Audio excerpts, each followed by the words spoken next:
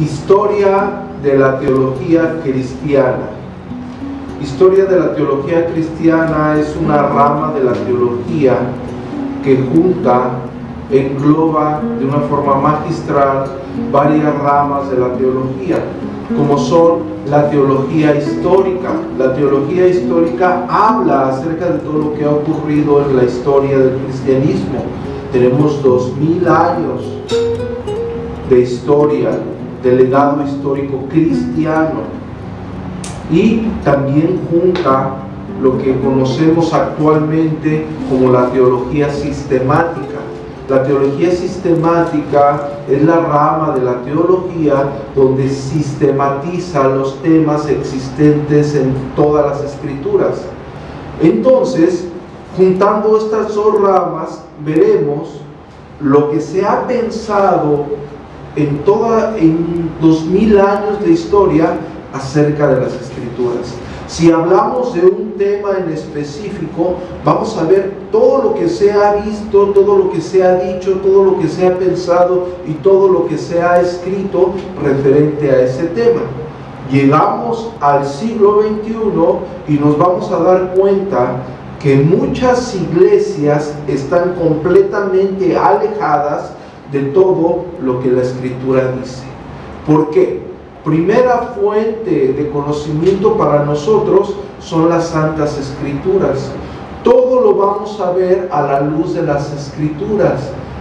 Todo lo que se ha dicho, todo lo que se ha pensado. Y nos vamos a dar cuenta cómo en la historia han surgido personas, por la gracia de Dios, que han procurado permanecerse fiel a las Santas Escrituras, pero también han surgido personas, herejes, ¿sí?, que han desviado el pensamiento bíblico, el pensamiento doctrinal. ¿Por qué? Como cristianos, imagínense a ustedes mismos como cristianos del primer siglo, se les predica el Evangelio, se les habla de Cristo Jesús como el que cumplió lo antes escrito, y ustedes empiezan a vivir ese cristianismo, empiezan a seguir a Jesús. A la iglesia cristiana del primer siglo se le nombró cristianos porque seguían a Jesús, porque seguían las enseñanzas de Cristo. Hoy una iglesia cristiana o alguien que diga ser cristiano y no siga las enseñanzas de Cristo está completamente errado, está completamente alejado de lo que la Biblia enseña. El fin de este gran tema, de esta gran ciencia, de esta gran rama de la teología, es que ustedes mismos puedan ver lo que se ha enseñado siempre en las Escrituras. Que alguien no venga en el siglo XXI a imponer algo ajeno a lo que las Escrituras enseñan. Quiero que todos me acompañen a 1 de Pedro, capítulo 1, verso 22.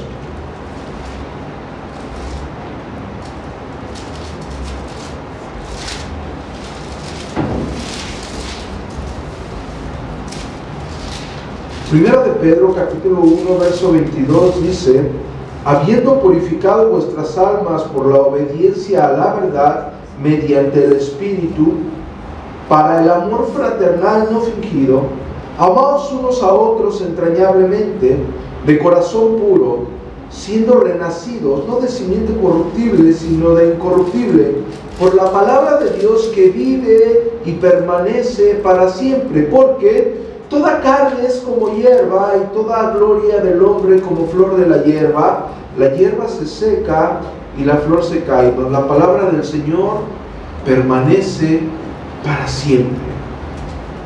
Su bendita palabra, nuestra gloriosa esperanza en Él, es eterna. Tenemos que ver lo que la Escritura dice y ir a la historia nos va a ayudar a comprender. Hace tiempo nosotros enseñamos, cuando recién empezamos, oímos una serie sobre teología histórica. Pero en la teología histórica, desgraciadamente, no tenemos la misma oportunidad de profundizar temáticamente e históricamente lo que grandes pensadores nos han dejado como legado. Ellos no son la fuente de interpretación, pero han sido grandes maestros que nos han ayudado, que han dejado cosas para que nosotros nos edifiquemos en la palabra. Primero vamos a aprender qué es la teología. La teología es el estudio de Dios y de todo lo relacionado con Él. Etimológicamente, la palabra teología se compone de teos, que es la divinidad suprema, Señor o Dios, y logos, que es razonamiento, palabra, tratado, estudio, verbo. Por lo tanto, el término teología, con su significado etimológico, quiere decir tratado de Dios, lo que se conoce como logos teou, el tratado de Dios. Ahora, uno de los pensadores del primeros siglos, dijo que la divinidad de la razón o de la palabra nos lleva al excelente conocimiento de Dios. El enfocar nuestra vida a lo que está en las Santas Escrituras y a comprender lo que las Escrituras mismas dicen, nos lleva a conocer plenamente lo que Dios ha delegado en ellas. Ahora, la teología, por tanto, es la ciencia, es el estudio acerca de Dios. La teología estudia todas las ramas relacionadas con la deidad. La teología se divide en diferentes formas, pero primero quiero hablarles brevemente de dos tipos de teología. Hay teología natural y teología sobrenatural. Las dos se distinguen entre sí no por la forma en que las personas pretenden llegar a ese razonamiento, sino el medio por el cual ha llegado al razonamiento o al conocimiento de Dios. Primero, la teología sobrenatural. El objeto formal de la teología sobrenatural es Dios, tal como lo conocemos por la fe, pero mediante la luz de la revelación de las Santas Escrituras. Esa es la teología sobrenatural. Es decir, un teólogo, las personas que nos dedicamos al estudio de la teología, nos enfocamos únicamente en lo que está escrito en la Biblia. Y la teología natural se enfoca en el conocimiento de Dios, pero mediante el razonamiento del hombre alejado de las Santas Escrituras. Todos en esta vida, en algún momento de nuestro existir, llegamos a ser teólogos. Hay teólogos naturales que dicen: yo pienso que Dios hace así las cosas, o yo pienso que Dios dictamina de una forma específica algo. Pero un teólogo basado en las Santas Escrituras dice: bueno, tú piensas eso de Dios, pero las Santas Escrituras dicen esto acerca de Dios. El estudio, la serie de historia de la teología que vamos a ver, la vamos a basar única y exclusivamente en lo que la Escritura dice. Vamos a dejar a un lado todo concepto humanista. Vamos a ver cómo a lo largo de la historia todos los herejes que han existido que han propiciado el error ha sido porque ellos han inferido subjetivamente análisis escriturales, pero no mediante lo que la luz de las mismas Escrituras nos brinda, sino lo que su razón, entenebrecida por el pecado, les hace creer. Entonces es necesario que cada uno de nosotros veamos lo que las mismas Escrituras dicen. Santo Tomás dijo: la teología es verdadera ciencia porque parte de verdades fundamentales, absolutamente ciertas, y las reúne todas en un sistema organizado. La teología es una ciencia subordinada, porque sus principios no son intrínsecamente evidentes para nosotros, sino que lo recibe de una ciencia superior, el saber de Dios comunicado por su santa revelación. Entonces, nosotros tenemos que verificar lo que la Biblia dice, y el que vayamos a este profundo estudio, nos vamos a dar cuenta de lo que verdaderamente se ha pensado acerca de él. A lo largo del tiempo se han formulado diferentes pensamientos desde los principios de la historia de la iglesia, de la historia del cristianismo, y se han delegado bastantes escritos. Mencionarlos todos ahorita en esta clase sería imposible. Los escritos, los documentos que hay, que existen de aquella época, que tenemos actualmente, eran propiciados por diálogos que se efectuaban para debatir, para contrarrestar, para refutar a aquellas personas que estaban enseñando incorrectamente. Entonces Dios levantaba hombres de Dios, y hay bastantes escritos. Vamos a estar estudiando y vamos a estar revisando lo que cada uno de ellos dijeron. Pero primero, nosotros tenemos que tener en cuenta que a lo largo de la historia de la iglesia se ha levantado lo que hoy conocemos como credos y confesiones, y conocemos también como catecismos. Cuando oímos la palabra catecismo, lo primero que se nos viene a la mente es la iglesia católica. Recuerdo que cuando era niño, a mí mis padres eran católicos y me llegaban a la iglesia católica y decían: vas al catecismo. Pero los catecismos fueron formulados, son documentos formulados con enseñanzas, y cada documento que existe, nosotros tenemos que ver qué tan cierto está formulado ese catecismo. Los credos era una fórmula de la iglesia primitiva donde se representaba, se enseñaba, se manifestaba lo que la fe era.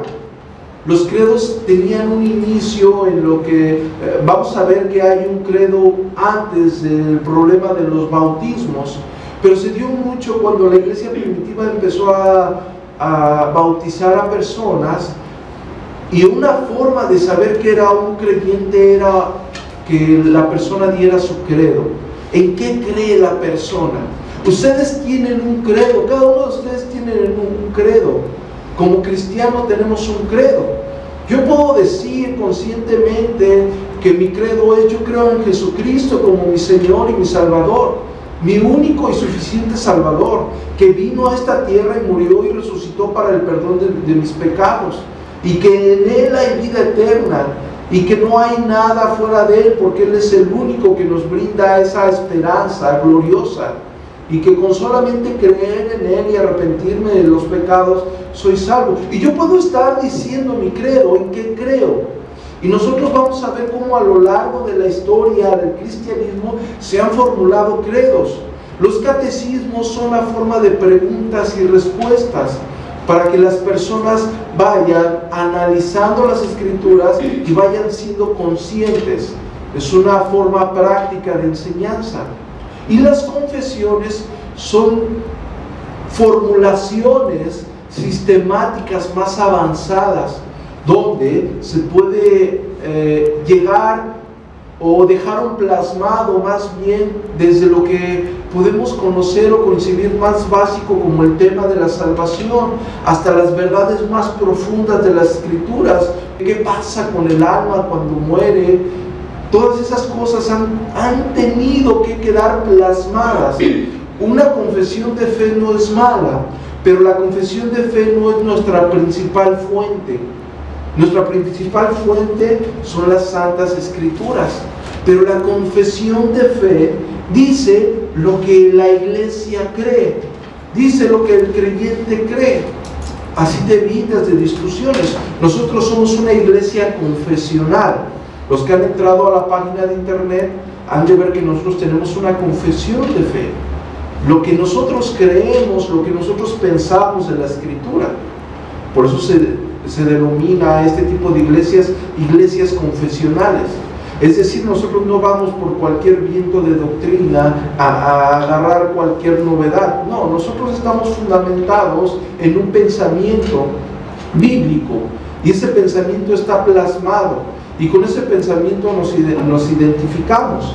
Ahora, ¿cuáles son los credos, los catecismos y las confesiones que vamos a estudiar a lo largo de este periodo de historia de la teología de la iglesia cristiana, o historia de la teología cristiana?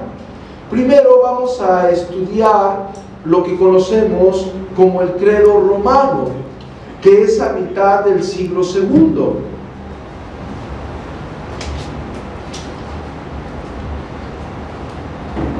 Después iremos al credo de los apóstoles, que fue en el siglo III o IV. Después veremos el credo Nicea, que fue en el 325.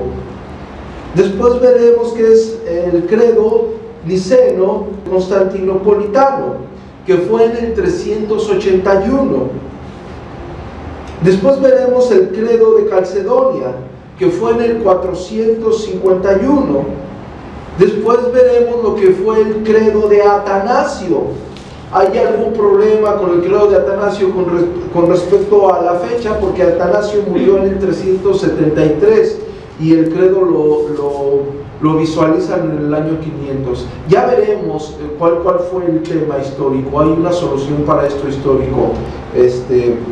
Veremos también confesiones y catecismos, y nos enfocaremos más en las confesiones y catecismos reformadas.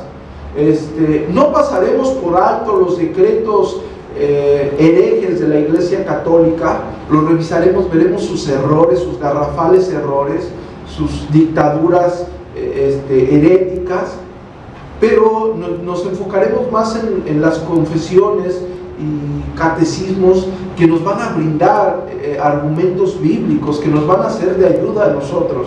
No estoy diciendo que no vamos a perder el tiempo revisando herejías. Es bueno revisar las herejías, pero vamos a apoyarnos en credos y confesiones que tienen grandes argumentos bíblicos, no porque lo digo yo, lo dice toda la historia, y los grandes teólogos han tenido la necesidad de ir a esas formulaciones. Veremos en las confesiones y catecismos reformados, veremos la confesión de Augsburgo, que fue en el 1530. Veremos la primera confesión helvética, que fue en 1536. Veremos la confesión de Ginebra en 1536 también. Veremos también la confesión de fe francesa, o lo que se conoce como el Rocher. Rochelet, no sé francés, no sé pronunciar francés. ¿Alguien sabe pronunciar francés aquí? Bueno, entonces vamos a ir a la Rochelle. Fue en el 1559. La confesión escocesa en el 1560. La confesión belga en 1561. El catecismo de Heidelberg en 1563. Ustedes van a decir, son muchos documentos. Realmente son más. No estoy poniendo todos los que son, pero esto nos va a abrir el panorama como ustedes no tienen idea. La segunda confesión helvética en 1562. Por supuesto que revisaremos los cánones de Dort en 1619, y es claro que revisaremos la grandiosa confesión de Westminster en 1646, el Catecismo Menor de Westminster en 1647, el Catecismo Mayor de Westminster en 1648, y claro, llegaremos a la Confesión de Londres de 1689. De la Confesión de Londres en adelante no revisaremos todas las confesiones existentes, porque la iglesia se volvió más denominacional y existieron muchas, pero muchas confesiones alejadas de las escrituras, y hubo muchos pensamientos desviados. Entonces nos quedaremos en la Confesión de Londres y de ahí partiremos estudiando bastantes documentos de teología sistemática que existen. La teología sistemática de cada tiempo también refleja el pensamiento de la Iglesia, según el teólogo sistemático. Ya que estamos conscientes de ello, y que ya hablamos de la teología histórica y que hablamos un poco de la dogmática y de la teología sistemática, en aquellas confesiones, en aquellos credos, en aquellos catecismos, hay temas que han sido tratados. Esos temas que han sido tratados, actualmente se les denomina, se les conoce con un nombre teológico, para identificar el tema a tratar. Los temas a tratar que veremos en este estudio, que consideraremos profundamente, no estudiaremos nada superficial. Primero será claro lo que conocemos como la teología fundamental o el prolegómenos, que es una introducción a nuestra fe, a la fe cristiana. De ahí seguiremos adelante y visualizaremos cada tema a la luz de todas las confesiones, a la luz de los catecismos y de los credos, a la luz de las teologías sistemáticas existentes, a la luz de todas las escrituras. Veremos lo que se ha pensado verdaderamente sobre cada tema. Veremos lo que hoy se conoce como la teontología. La teontología trata del estudio de Dios, específicamente de Dios Padre. Hablaremos también de la cristología, que es el estudio de Cristo, su vida, su misión, naturaleza, relación con Dios y con la humanidad. Hablaremos también de lo que hoy conocemos como neumatología, que es el estudio del Espíritu Santo. Hablaremos también de la antropología teológica, que es el estudio de la realidad del ser humano desde el punto de vista teológico. Hablaremos de lo que hoy se conoce como soteriología, que es el estudio de la salvación. Hablaremos de la eclesiología, que es el estudio de los múltiples aspectos y facetas de la iglesia. Veremos también la escatología, que es el estudio del fin del mundo y del destino del hombre. Ahora, hay personas que no incluyen lo siguiente que yo voy a incluir, pero el fin de incluirlo es por los problemas que han suscitado en estos últimos tiempos, y es una necesidad aclararlo. Lo vamos a aclarar siempre a la luz de las Santas Escrituras, pero revisaremos todo lo que vamos a revisar de todas las confesiones, todos los credos, todos los escritos, con el fin de que ustedes expandan su conocimiento acerca de las Escrituras. Y veremos la teología de los sacramentos u ordenanzas, que estoy hablando específicamente de la Santa Cena y del bautismo. Le estoy nombrando sacramentos u ordenanzas porque teológicamente hay personas que se inclinan por denominarlos sacramentos, y hay personas que teológicamente se inclinan por denominarlos ordenanzas. Y nosotros vamos a ver cuál es la diferencia y de dónde proviene ese pensamiento y por qué ha sido formulado así. Nosotros también veremos lo que se conoce como amatología, que es el estudio del pecado y del mal. Dividiremos una rama de la teología que se conoce como demonología, pero la dividiremos en angeología, que es el estudio de los ángeles y su visión, y obvio, demonología, que es el estudio de los demonios. Y nos iremos a la teología práctica, que se puede dividir en teología litúrgica, que es el estudio de los múltiples ritos o actos de adoración, es decir, cómo se desenvolvió la iglesia primitiva, cómo se desenvolvió la iglesia medieval, cómo se desenvolvió la iglesia reformada en su liturgia. Veremos qué nos muestra la Biblia y qué nos muestra la historia de cómo se fueron desenvolviendo. También veremos lo que se conoce hoy como teología espiritual, que es el estudio que estudia el camino de la disposición de la personalidad humana en busca de la santidad. Ahí veremos ramas tanto heréticas como sanas, y por mencionar alguno podemos ver acerca de lo que engloba la teología ascética, la teología mística, la teología liberal, que son puntos doctrinales que se inclinan o que están algo alejados de lo que la Escritura enseña. ¿Cuáles son las metas de la historia de la teología? La primer meta, al revisar todo lo que existe, todos los documentos existentes a la luz de las Escrituras, al revisar todo lo sistematizado, al revisar toda la historia y claro, checarlo, visualizarlo siempre a la luz de las Santas Escrituras, va a ser lo que conocemos como la ortodoxis. La meta de la ortodoxis es el conocimiento doctrinal correcto. Que cada uno de ustedes tenga buena ortodoxia. Cuando decimos que alguien tiene mala ortodoxia, es que su pensamiento doctrinal es incorrecto. Dentro de la ortodoxia tenemos un pensamiento doctrinal correcto. Que tú tengas un pensamiento doctrinal correcto quiere decir que tú estás dentro de la ortodoxia. ¿Cuál es el método? ¿Cuál es la meta de la ortodoxia? La ortopraxis. Es decir, la ortopraxis es la parte donde nos llevamos el conocimiento a la práctica. El fin de conocer las realidades bíblicas espirituales correctas, el fin de hacerlo es vivirlo. Conocer para vivir. Conocer para no vivir no sirve, no funciona.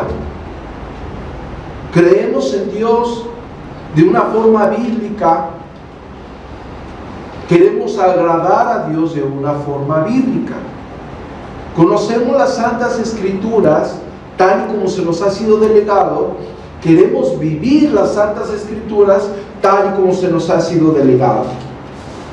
Entonces, el fin de todo este peregrinar por un innumerable y amplio mundo de documentos, no solamente doctrinales, sino también veremos que existen heréticos.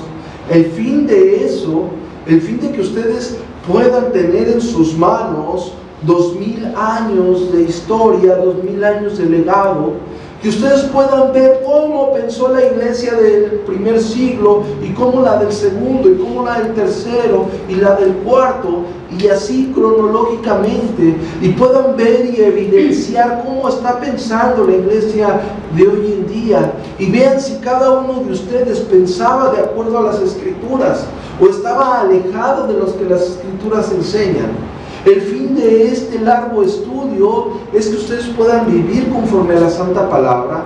El fin de este glorioso y magistral estudio es que ustedes puedan ver que no hay ninguna imposición, sino todo lo contrario. Que ustedes logren el conocimiento de la Santa Palabra de una forma real, plena, absoluta, y que no vengan a su vida engañadores, lobos rapaces, que les quieran mentir y los quieran desviar. Que incluso su misma razón no los engañe y no los adormezca conforme al pecado. Que su misma razón no los lleve a blasfemar lo que la Biblia dice. El fin de todo esto son dos: la ortodoxia y la ortopraxis. Ortodoxia, el conocimiento correcto; la ortopraxis, vivir ese conocimiento correcto. Y este será el esquema que visualizaremos, y todo lo haremos a la luz de las Escrituras, a la luz de la Santa Palabra de Dios, lo que la Biblia dice con respecto a cada tema. La confesión de fe de Westminster no está encima de las Santas Escrituras. La confesión de Londres no está encima de las Santas Escrituras. El credo de los apóstoles no está encima de las Santas Escrituras. La teología sistemática de Berkov no está encima de las Santas Escrituras. La institución de la religión cristiana de Juan Calvino no está encima de las Santas Escrituras. Las Escrituras, y solamente las Escrituras, es nuestra fuente primaria de conocimiento de Dios. El fin de acudir a los legados históricos, el fin de ir a todos los documentos, es para engrandecer el conocimiento acerca de lo ya dicho. Amén.